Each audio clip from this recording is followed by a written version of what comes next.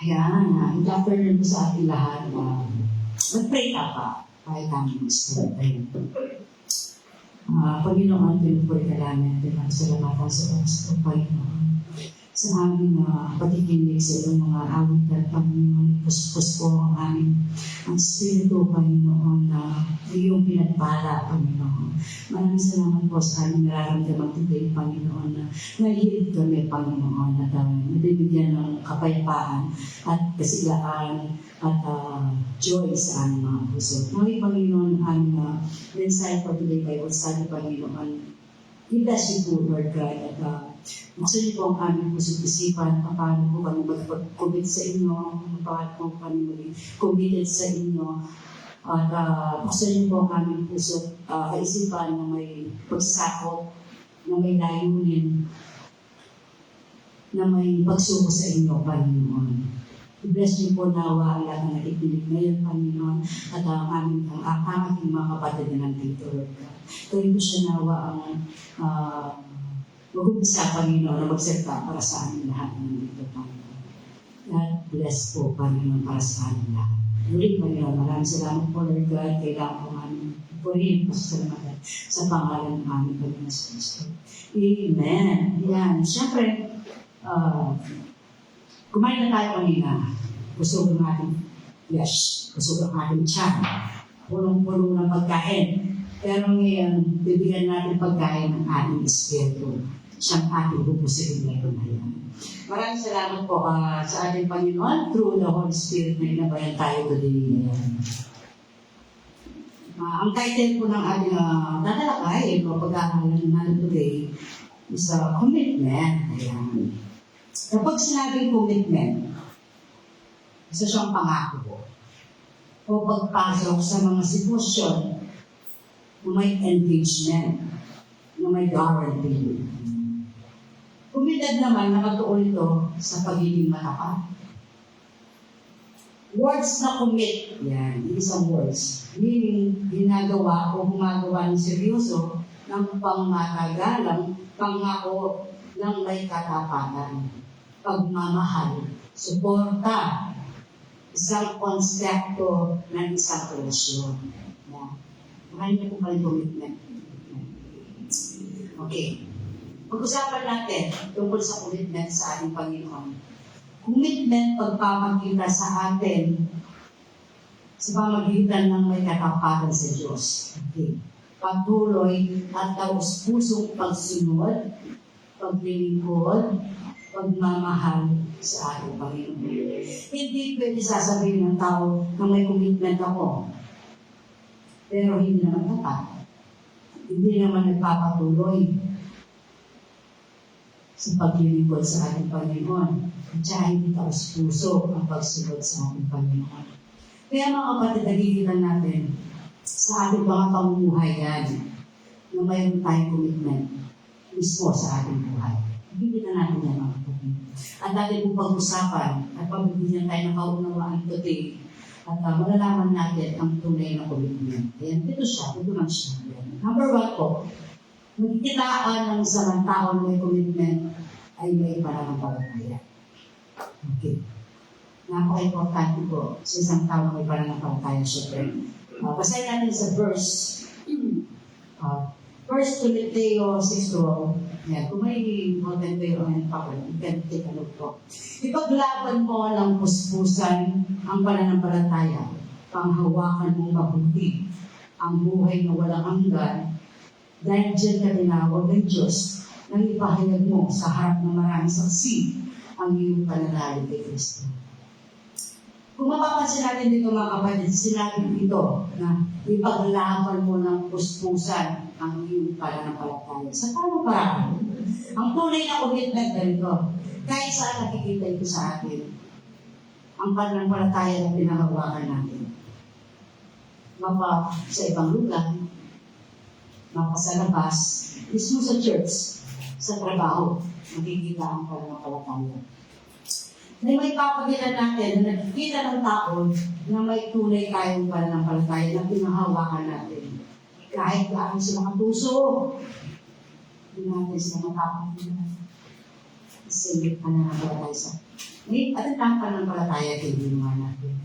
Kailangan natin na paglaban, kailangan natin hindi matinag, na kailangan natin ito dala-dala sa ating buhay, na tinatayuan natin ang faith natin sa ating Panginoon. Yan, kailangan natin baon yan. Para maipakita natin ito sa mga tao na meron tayong pananampalataya sa ating Panginoon. So, ito yung tunay na pananampalataya na may commitment sa ating Panginoon. Number 1 yan. Okay, number 2. Pagsunod sa kalooban ng Diyos. Basahin natin ito sa Lucas 14:27. Ang ayaw magpasal ng sarili niyang krus at sumunod sa akin ay hindi maaaring maging alagad ko. Kung makikita natin dito, kapatid, may instruction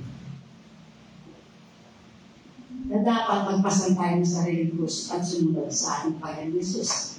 Dahil kapag tayo hindi nagpasal ng krus at hindi sumunod, hindi tayo maaaring maging alagad ng Panginoon. Meaning, yung mga tunay na alagad ng ating Panginoon, sumusunod po talaga yan sa kalooban ng Panginoon. Ano po ang ibig sabihin ng krus? Sakripisyo, pagtitiis, at pag-aalay ng buhay para sa Panginoon. At sa kanyang mga gawain, maging sa kagaanan o kahirapan ng sitwasyon, yan ay krus ng ating buhay. Hindi ibig sabihin na kung may pinagkakahawalan ka, sinisipon ka lang, nilalagdag ka lang, umuulan lang, maambun lang. Tayo nga, di ba may bagyo pa naman dito pa rin tayo kita. So, praise God. Hindi nawawala yung pagsunod natin sa Panginoon. Hindi po dapat ganun yan. Dapat laging may commitment tayo kay Lord.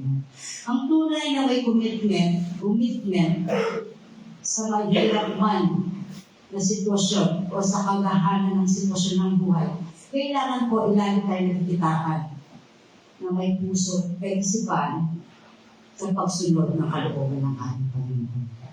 Kasi minsan ang kalaban natin, masabi natin, tubig. Kaya kapag sarili ang sumusunod natin, hindi po yan commitment ang tawag dyan. Kasi nga po, sarili lang natin ang ating sumusunod. Pero kung gusto natin sumunod sa ating Panginoon, ito po ay matatawag ng isang commitment. Kahit anong sitwasyon na pagdadaanan natin, susunod tayo sa ating Panginoon. Yan po ang tunay na commitment. Ang tunay na may commitment ay makikita sa pagsunod sa kalooban ng Panginoon Diyos. Amen. Okay. Number 3, paglilingkod. Yan. Ang taong tunay na may commitment, nakikita sa paglilingkod, masahin natin sa Roma 12, yan. Magpakasipag kayo at huwag maging tamad. Buong puso kayong maglingkod sa Panginoon.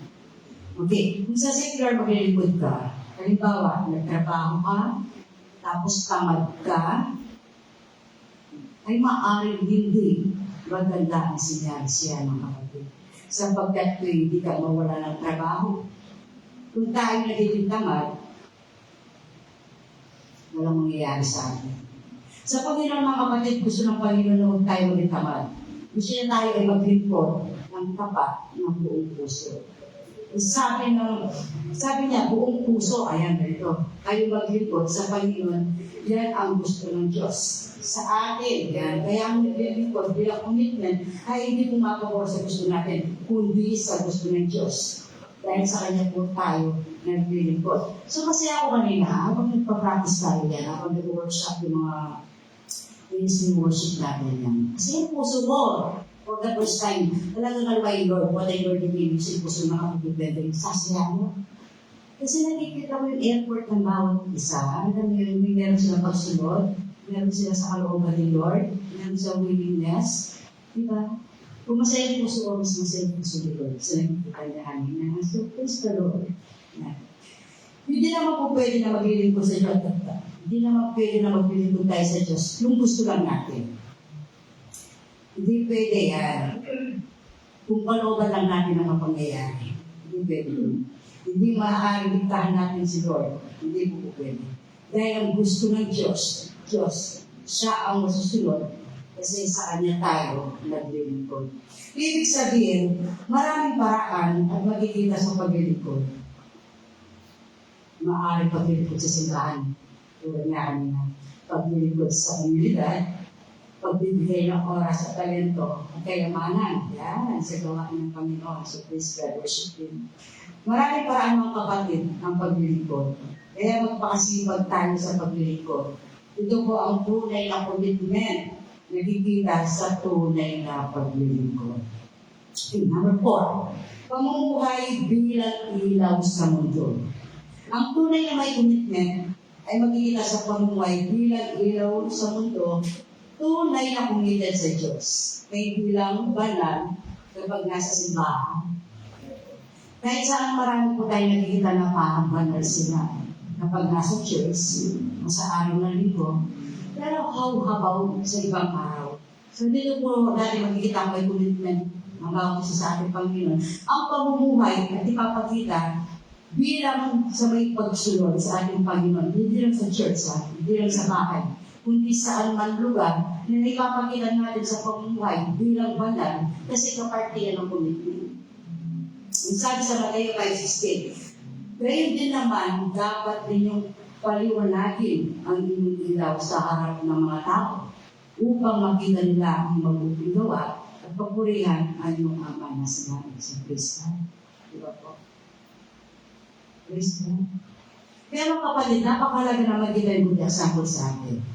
Halimbawa, natutulog tayo, dadala tayo ng Biblia. Meron tayong baon-baon ng mga verses, right? Yung memorado natin yung mga verse, yan. Kapag share natin yung isang tao, memorado natin mo yun, may baon ka, share mo sa kapatid. Hindi lamang dapat sa isipan, matalinuhan yan mga kapatid. Kailangan makikita ng kausap mo kung paano mo isa sa buhay yung salita ng Panginoon. Hindi dahil marunong ka, hindi dahil memorize ka ng Bible verse, kaya wala nang sa buhay. Makikita at susunod yung tao sa iyo kung nakikita sa iyong pamumuhay. Nag-invite tayo, nag-encourage tayo about salvation. Pero dapat po, number 1, makikita sa atin ito mga kapatid. Kasi mahalaga po yan na magiging tayo good example na totoo talaga tayo, na hindi tayo fake Christian. Kundi totoo, kahit may papakita natin ang ating buhay bilang ilaw ng mundo. Commitment po yan, mga kapatid, consistent po tayo sa ating buhay na ipinapakita natin sa ibang tao. Number 5, pagbabahagi ng mabuting salita ng Panginoon. Ang tunay na may commitment po ay makikita sa pagbabahagi ng mabuting balita. Isa po ito na kailangan. Hindi po dahil sa nakita mo lang, sa iba ay gagayahin mo na. Kundi isa po itong commitment sa anumang mga sitwasyon pinagdadaanan, yun ang pagbabahagi ng salita ng Diyos. Tayong ginagawa sa isip at puso. Ngayon tayong desire, commitment, mga bahagi ng salita ng Diyos, at ito yung utos ng ating Panginoon. Babasahin natin sa Marcos 16:15 na yan. At sinabi niya sa kanila, habang kayo humahayo sa buong mundo, ay ipangaral ninyo sa lahat ng tao ang magandang balita. Kaya hindi tayo titigil, mga kapatid. Hindi tayo titigil sa pangangaral ng mga mabuting balita kahit sa anumang paraan. Maaaring dito sa social media tulad nito. Ipapahayag natin ang salita ng Diyos. Maaaring mga drugs distribution, alala ko doon na nagbibigay kami ng pastor mga box. May sila booklet ng Bible na nagbibento ng pastor. Pumunta po kami sa mga cemetery. Sinecheck pa namin pag number 1. Lalo nagbibigay kami sa mga tao. Nakapalimutan ko kumanta, pero siyempre, Lord is share ang tama yan. Maaaring personal evangelism, personal visiting soul winning na yan. Marami pong paraan magpapalaganap ng salita ng Diyos. Hindi lamang po yan, kahit sakto magpapalaganap ng salita ng Diyos. Tulad sa pag-share mo lang ng live sa video about sa words of God, parang ikaw na rin yung nangangaral. Ibig sabihin, magtutulungan tayo mga kapatid sa pangangaral. Tulad ng SCL, mga video like sermon pastor. Share it po mga kapatid. Devotion, Bible study like this. Ay isa na po itong pangangaral. Ibig sabihin, tumutulong tayo para ipahayag natin sa buong mundo ang salita ng Diyos dahil ito po ay utos. Kapag sinabi pangaral sa lahat ng tao na tayo pipiliin, maging anak, pamilya, relatives, kaibigan, para maabot lamang ang salita ng Panginoon Diyos. Kaya kung walang mangangaral mga kapatid, at walang matyagang mangangaral, kung walang commitment na puso, wala po tayo may abot sa ibang tao. Kaya mga kapatid, hindi basta-basta yung mga nangangaral sa salita ng Diyos, friends, sapagkat ito'y commitment. Hindi ito gaya-gaya lamang. Kinakailangan po talaga tayo, consistent tayo. Amen? Amen. Number 6, pagtitiis at pananatili sa pananampalataya sa gitna ng kapagsubukan. Ang tunay na may commitment, mga kapatid, ay nasusubo kapag may problema tayo. Makikita sa pagtitiis, sa pananatili sa pananampalataya. Sa gitna ng pagsubok, ang tunay na commitment ay may kapag maraming tukso na pinagdadaraanan, kapag maraming kahirapan na pinagdadaraanan, at kung mananatili tayo tapat sa Diyos, kahit sa mahirap na panahon, ito isang malakas na patotoo, mga kapatid, na yung commitment ay totoo. Hindi po yung naghihirap lang tayo kung nakaranas po tayo ng stress, ng problema, na wala na po yung commitment natin sa ating Panginoon. Huwag po ganyan. Sinasabi sa Pilipos 1:29, dahil pinagkaloob sa inyo, dahil pagkaloob niya sa inyo, hindi lamang ang manalig sa Kanya, kundi ang magtiis din naman alang-alang kay Kristo. Words na magtiis, alang-alang kay Kristo. Ano bang ginagawa natin pagsasakripisyo natin? Kailangan natin pag-aanan natin ang oras. At ginagawa natin ito alang-alang sa Panginoon. Sinasacrifice natin ang mga isip natin, ang mga prioridad natin sa buhay. Pero mas muna natin si Lord. Kasi mayroon tayong pagtitiis alang-alang sa ating Panginoon. Number 7, pagkakaisa sa anumang aspeto, gawain para sa Panginoon. Ang taong may tunay na commitment ganito ay makikita po sa pagkakaisa. Sa anumang aspeto ng gawain para sa Panginoon, malabo po na makikitain tayo ng commitment. Kung ayaw naman natin napapagkaisa, kung ayaw natin suportahan ng gawain, sample, mga pastor. May ginagawa sa mga activities sa ibang lugar, tapos pagdating mo doon, walang tao si pastor lang. Walang sumusuporta. Paano natin masabi na commitment? Ang commitment mga kapatid sa larangan ng pagkakaisa ng gawain ng Panginoon, dapat suportado tayo sa lahat ng bagay. Kung andyan ka, andyan presence mo, andyan ka sa church, magkakaroon ng meeting, dapat sinusuportahan. Mayroong suporta ika nga kasi napakalaga nito, mahalaga po mga kapatid yung team building yan. Mahalaga yung manpower. Dahil sa misyon at sa pagpapalago ng ministry, hindi lalago ang misyon, hindi lalago ang church, hindi lalago ang gawain ng Panginoon kung isa lang ang gumagawa nito. Walang team building, walang pagkakaisa, walang manpower, ang bigat. Kaya baka mahirapan ang mga leaders natin kung hindi tayo tutulong. Leaders sa piano, leaders sa guitarist, leaders sa beatbox, leader dito sa pulpito, leaders sa worship, kundi na leaders sa mga utility. Kung hindi tayo tutulungan, mahirapan sila. May tayo ang gawain ng Panginoon kung walang pagkakaisa at pagsasakripisyo. Baka may encourage, baka ma-discourage pa yung iba. Kaya napakalaga na magkita po yung pagkakaisa at yan po ang tunay na commitment. Sinasabi sa Pilipos 2:3, lubusin ninyo ang ating kagalakan, magkaroon kayo ng isang isipan. Magbukod kayo sa isang pag-ibig at magkaisa kayo sa puso at diwa. Hindi po ibig sabihin pababayaan natin ang ministry. Hindi ibig sabihin pababayaan mo na lang ang leader na nag-isa. Nahihirapan at hindi natin sinisipot. Huwag ulit po kayo.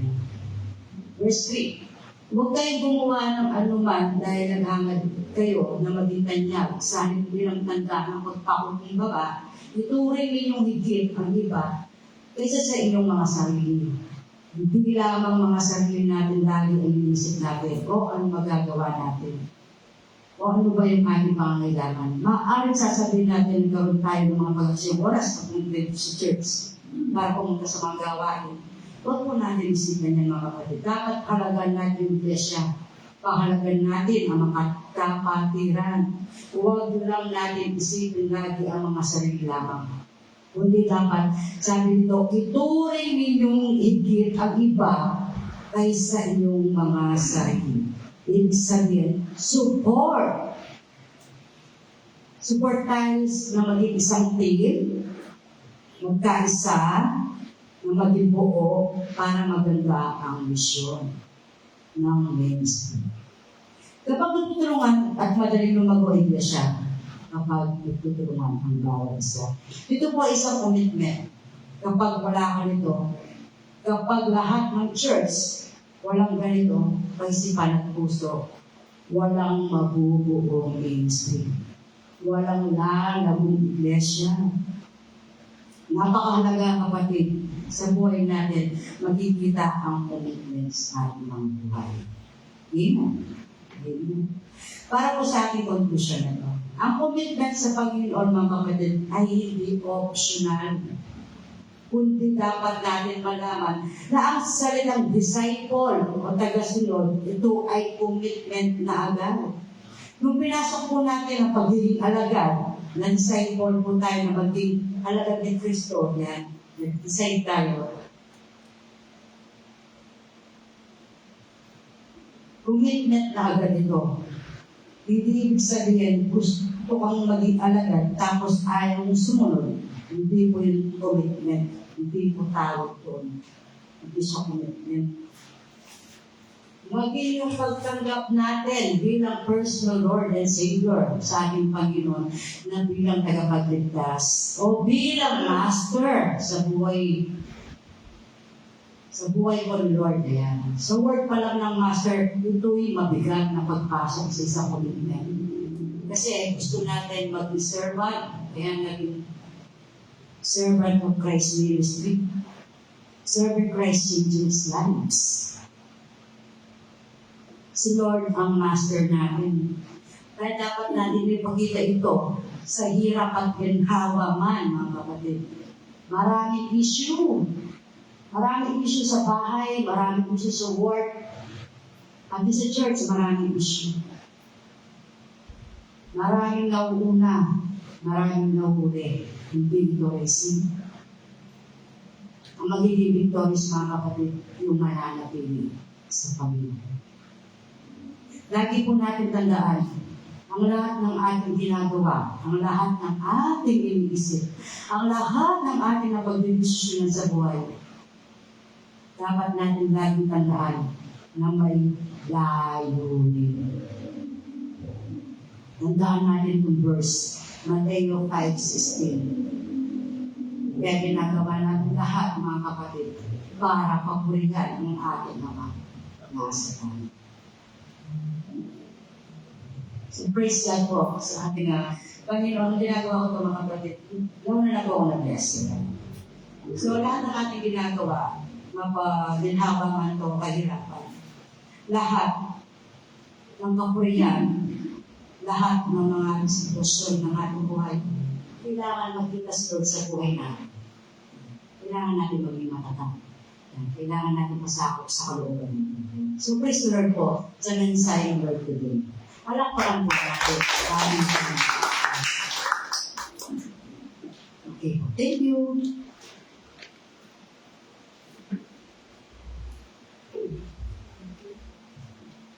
Praise the Lord po sa mensahe natin narinig ngayong hapon ito, gabi ito, sa pamagitan po ng ating kapatid na sister.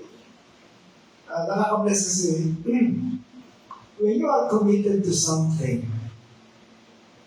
yung bang payag ka na i-dedicate yung iyong buhay, lalo-lalo na sa ministry, sa church. Tayo natin, nakakapagtamok ko na maging committed. Yung bang i-pledge mo yung sarili mo. Ibig sabihin, ibinibigay mo ang iyong sarili sa Panginoon.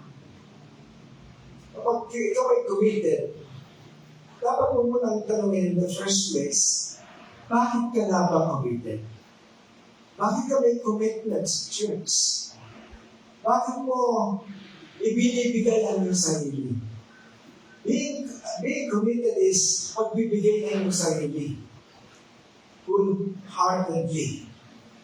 Hindi yung, kaya nga ba, ang pagiging committed po, hindi natin masasabing, kasi iba yung religiously sa pagiging committed eh. Kapag sinabi mong ikaw ay napaka-religyoso, sometimes po ang pagiging religious ay binabase lamang doon sa kung ano yung iniuutos, kung ano yung duty. You are obligated to do it. Pag wala nang utos, wala na. Pagtutulog na. Hindi po. Kapag committed ka, galing sa puso. Wala kang mag-utos. Hindi na kailangan pukpukin. Hindi na kailangan utusan. Hindi na kailangan na ay, wala naman sila ngayon eh. Ako rin, uuwi na rin. Hindi. Kapag committed ka, kahit nag-iisa ka, gagawin mo. Kahit walang nakakakita, gagawin mo. Sabi nga sa kanina, being committed is, hindi mo natatapos dito sa church. Hindi natatapos every Sunday, every Saturday. Being committed to God, to the ministry, it starts on Monday. Monday hanggang Saturday. Hindi natatapos sa Sunday, kundi 24 hours daily committed ka kay Lord. Bakit? Di ba tayo po, nung ang ating Panginoon ay nilisan ng mundo at ipinagkatiwala ang ministry sa kanyang mga disipulo, sila po ay tinawag na tumatawan. Tumatawan sa Kanya. Kasi wala na siya eh, but the Spirit lives on. Nagpatuloy na yung Espiritu, hindi lamang sa mga disipulo, kundi sa ating ngayon, sa ating generation, nagpatuloy yung kumakatawan kay Kristo. Kaya ba, hindi namatay yung Christianity. Hindi namatay yung Christianity kasi mayroong nagpatuloy. Sino mo ngayon? Sila yung committed. Kasi kapag hindi ka committed, paano yun? Committed ka lamang kapag mayaman ka. Committed ka lamang kapag malakas ka. Committed ka lamang kapag maganda ang flow ng buhay. Hindi committed ang tawag doon. Ang pagiging committed, may sweldo man o wala mo, magpapatuloy. Kahit anong, kung may good ka o wala sa wood, nagpapatuloy. Sa isang layo din po. Para ipalanghanap ang salita ng Diyos. Para ipalanghanap ang kanyang pag-ibig sa bawat sangkatauhan para makilala siya. Makita ang kahalagahan ng pagiging sa Kristiyano. Ito ang ating layo rin kung bakit tayo nagiging committed. At hindi nagiging committed ang bawat isa kung wala yung tinatawag na love-driven service. Hindi po tayo magiging committed kung ibabasa natin yung ating pagiging committed kung may nakukuha lamang. Di ba? For example, si Sister May, bakit niya patuloy na minamahal ng kanyang anak na si Sister Erika? Kasi mahal niya siya. Walang makakaundon, walang makakapagpigil sa kanyang pagmamahal sa kanyang anak, sa kanyang pag-aaruga, for one reason. Kasi mahal niya. Kasi gusto ko sa atin, yun ang pagiging isang committed kay Christ. When you serve the Lord, kailangan isa lamang ang dahilan. Kasi you love the Lord. You love God. You serve God because you love God. Yun ang matagumpay na isang committed Christian. Mga brother mo rin. Ito ang susunod. Okay, sandali po. Bago ko salita si Teres. After po ng mga nag-share, magpapatuloy na tayo sa ating prayer meeting kung saan Mag-focus po tayo dun sa ating, dito sa nakaambang, yung baging parating. Focus tayo. Napakalakas na weapon po. Gagamitin natin mamaya para kanina, bilo-bilo lang yung lumihis. Talagang panililisan natin. The mighty name for Lord Jesus Christ, your Amen. We will continue to pray for those yung mga biktima po sa Cebu, kalunos-lunos po yung mga nakikita natin sa Facebook. And of course, kung meron po tayo mga pasarili, mga requests, mamaya po, this is a big opportunity po kasi nandito si Lord. May sumbong natin lang sa kanya. Sige po, Sister Nes.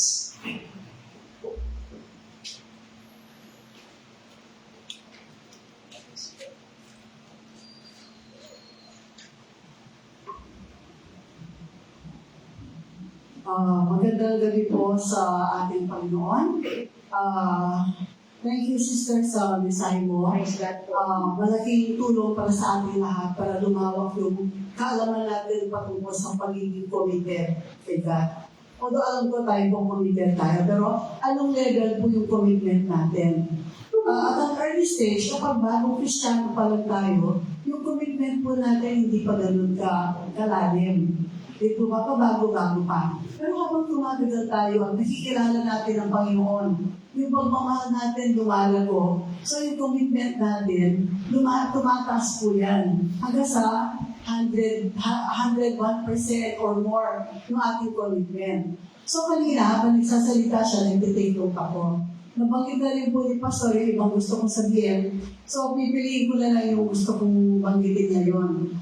Commitment can be manifested by showing great faith to God and putting our trust in Him alone. Kapag committed po tayo, ano man ang mga nangyayari sa buhay natin, hindi po tayo nagdepende sa anumang mga bagay-bagay kundi sa Panginoon lang. Doon po napapatunayan natin na si God lang talaga yung ating sinasandalan. Sa ganitong mga pagkakataon po, nakita natin ang mga dangers na hinaharap natin, no?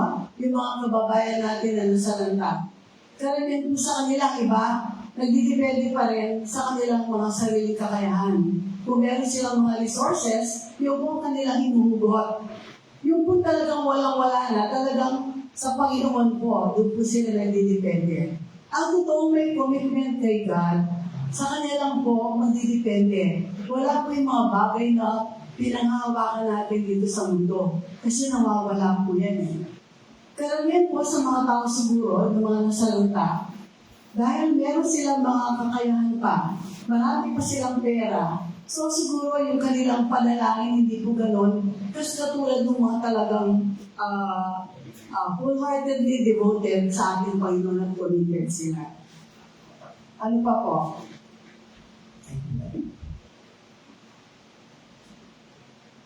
Habang nag-take note, nagsasalita po siya, nag-take note ako kasi makakalimutin po ako. Pasensya na kayo. And sabi nga, by abiding with the will of God. Ano man po kalooban ng Panginoon, siya lamang po ang ating susundin. Mapa, kasi wala pong kalooban ng Panginoon na hindi maganda para sa atin. Amen po ba? Amen. Talaga po. Minsan parang napakahirap, parang minsan yung pagkapalik-liko. Pero ang katapusan po noon, sigurado, ito ay para sa ating ikabubuti. Now, how to show our commitment to Christ, no? True commitment is being shown by being patient no matter how difficult life is.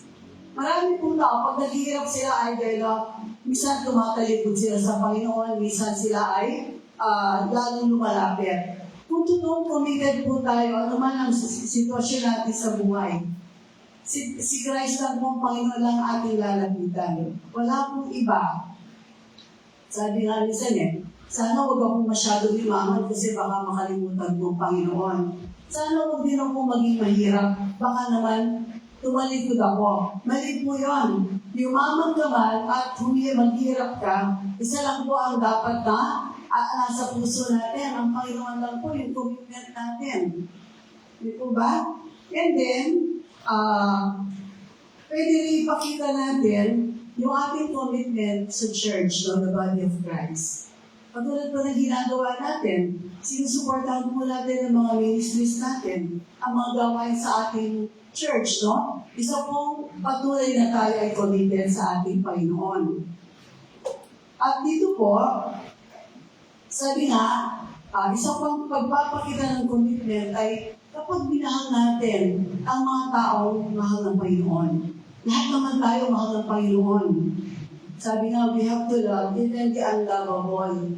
Kung kailangan yakapin po natin sila kahit na hindi sila kayakap-yakap, gawin po natin. And we can show how faithful we are to God. Di po ba? Minsan po meron tao kahit na gusto mo maging pag nakita mong mamusin, hindi ka akala po ba ikaw lang. Ang Panginoon po natutuwa kapag kahit ang pangit, pinaka-mamusing na tao niyakap mo, God is being delighted, God is being pleased, no? And then, ito po yung panghuli ko, we don't have to be perfect to be committed to God. Hindi naman po hinahanap ng Panginoon na dapat perfecto ka para mapakita mong committed ka sa akin, hindi po. Lahat po tayo makasalanan. Pero as long as we serve God wholeheartedly and we prioritize God in any situation we are in. Ito po ang gusto ng Panginoon. Hindi po yung ating pagiging perfecto dahil wala pong perfecto ni sino man sa atin. Ito po yung panghuli ko. Ang sabi po sa Matthew 24:13, He who endures till the end shall be saved. Ano po ibig sabihin nito?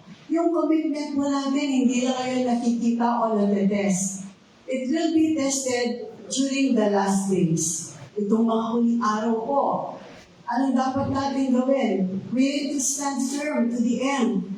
Ito po in the last days, our commitment to God will be tested. Bakit? Titignan po ng Panginoon hanggang saan tayo katibay. Kung darating man yung mga iba't ibang mga kapagsubukan. Di po ba? Sabi nga, kung nandiyan yung Antichrist, ano yung gagawin mo? Pahihirapan ka pag hindi ka nagpatatak ng 666. So what? Kahit mapugutan ka pa ng ulo, you have to withstand all of this. Ito po yung pinaka-test natin kung gaano tayo ka-committed sa ating Panginoon. So, salamat po sa mensahe. Ako po yung napagpala at nakaragdag po sa aking kaalaman lalong tumibay yung ating commitment sa Panginoon. To God be all the glory. Thank you po.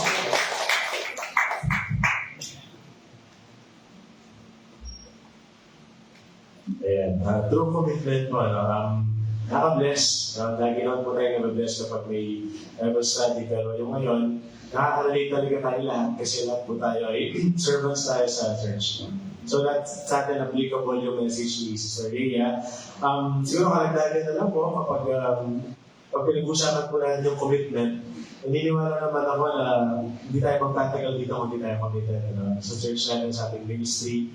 Kumbaga, despite sa mga sitwasyon natin sa buhay, may pera man o wala, may tampo man o wala, may pinag-usapan man o wala, nandito pa rin tayo.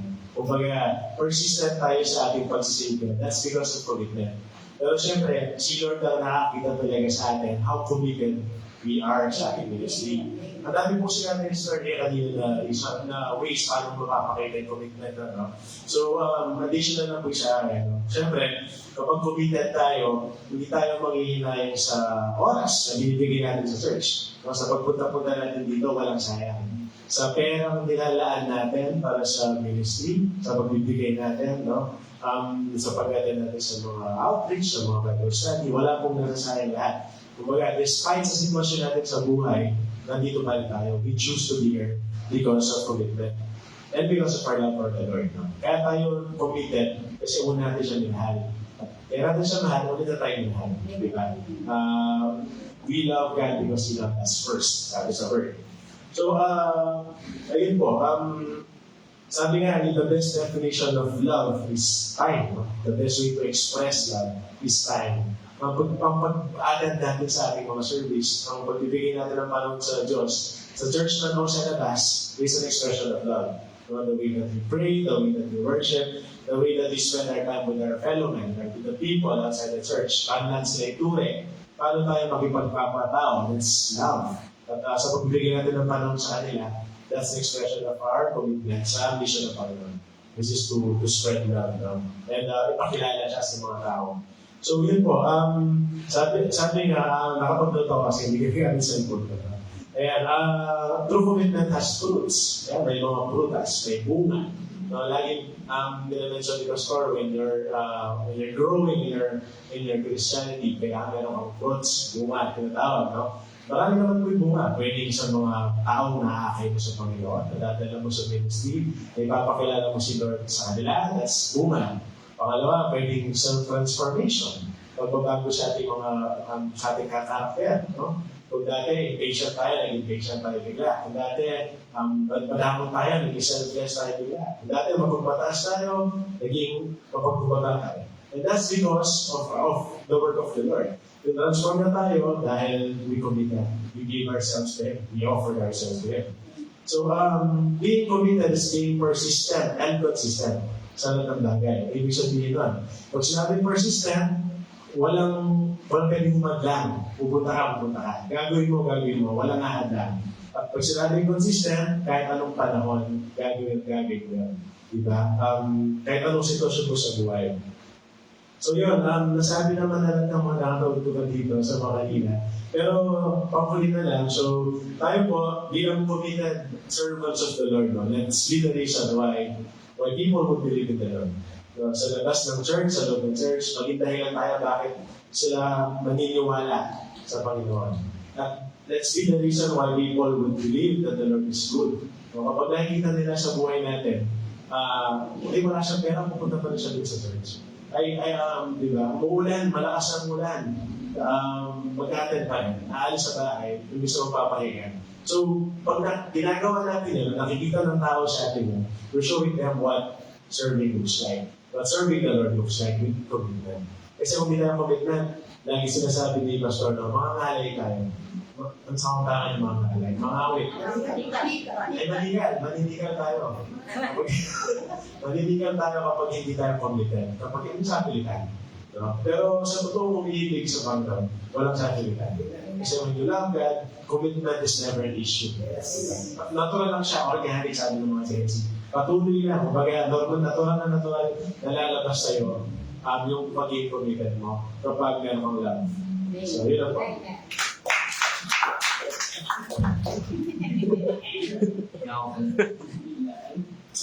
Hindi ako pwede ako nakapag-notes, pero ating ko po kasing devotion regarding aligyan po yung kiss kami. Bayan po ito, Tagalog po lang. Ikaw pa pa? Tagalog. Bago po lahat yan, no? Sino din yung na-experience nung naging committed ka kay Lord, mas lalong dumami yung problema mo? Nung naging committed ka kay Lord, mas lalong bumigat? Kasi po may rason. God wants us to become a testimony to others. Kasi gusto ni Lord na iba sa atin yun. And after that, once na nalampasan natin, that is how God's work in our life. And being committed po sa buhay natin, wala naman po tayong dapat na ipag-alala kasi once we're committed in our God, lahat naman tutulungan niya tayo sa lahat, mag-adjust. Testimony ko na rin po, no? Sa mga nakakalam po, I'll become call center po for 2 months lang kasi hinahanap ko si Lord, kinakalit ako ni Lord. Kinat ko po si Kuya regarding dun eh. Sabi ko, Kuya Rim, gusto ko na mag-resign kasi parang tinatawag na ako ni Lord ganyan. Kasi po parang hindi talaga siya para sa akin. And yun, to make a long story short po, no, nag-abandon po ako tapos hindi ko po talaga alam ano yung magiging decision ko. If magtutuloy ba akong, kahit yung girlfriend alam niya po na, sabi ko, subukan mo ulit mag-business tapos mag-focus ako ulit sa ministry. And alam ko naman yung plano ni Lord is mas better sa akin. Alam ko naman na hindi niya ako pabayaan. Alam ko naman na kapag nag-commit ako kay Lord, hindi niya ako iiwan. And yun po, dun sa Sa GC1 na sinend ko na devotion, which is yung Proverbs 16:3 po, commit your works to the Lord and your plans will be established na po. Napaka-powerful po ng verse na to para sa atin. Kasi once we committed to our Lord, no, lahat po ng gusto nating mangyari, lahat ng gusto nating magawa sa buhay natin, kapag binigay mo kay Lord yan, kapag pinumit mo, kapag claim mo na po na mangyayari po yun kasi pinagkatiwala mo sa Panginoon.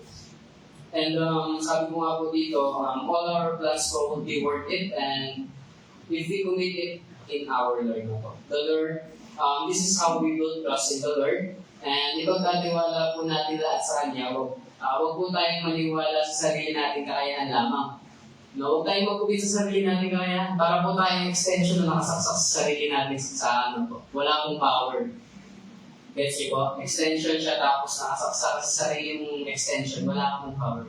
Hindi po mag-work yun. Not unlike kapag ikaw yung extension tapos nakasaksak ka sa Panginoon. Napaka-bless po natin. Mararamdaman mo po ang Panginoon na nag-stretch sa buhay mo. And yun po, yung plano po ni Lord is always be the best po. No? And once you follow God, once you're going to follow our God's words, hindi po tayo mapapahamak. And like what I said po, God's plan is always be the best dahil sa Kanya lang po nakasalalay ang lahat ng plano natin sa buhay. Hindi po sa ibang tao, hindi po sa sarili mo, kundi sa Kanya lang. Yung God's alone lang po. And yun po, thank you kay Lord kasi hindi ko alam ang plano ko sa buhay ko ngayon kaya nagpapatuloy lang ako. Di po ako nagtatrabaho.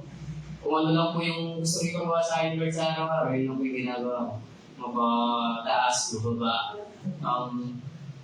Kinukumit ko lang po sa Kanya kasi may tiwala po kay Lord at alam kong malalampasan ko lahat ng mga pinagdadaan. Tsaka alam ko tutulungan niya ako sa lahat ng mga pangangailangan sa buhay. Thank you.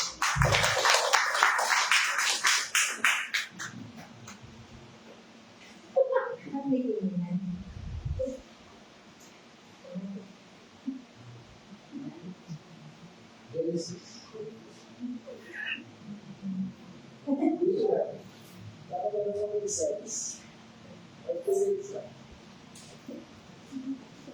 Maraming bagay.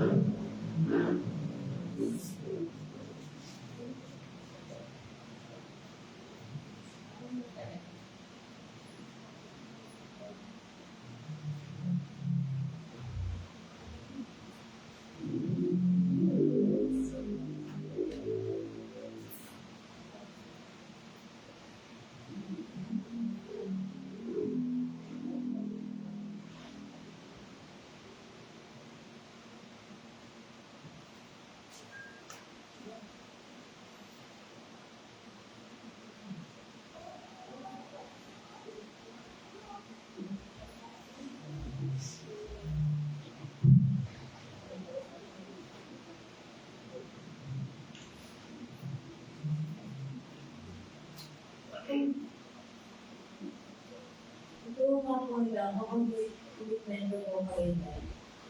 Ang hindi sa kanya ang pananampalataya. Ang tuloy na pananampalataya natin sa kanya. Kasi, ibinibigay po natin lahat sa kanya.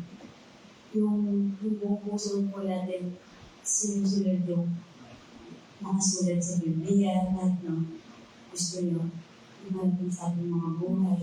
Diba po minsan, nagtitigasan po tayo ng ulo.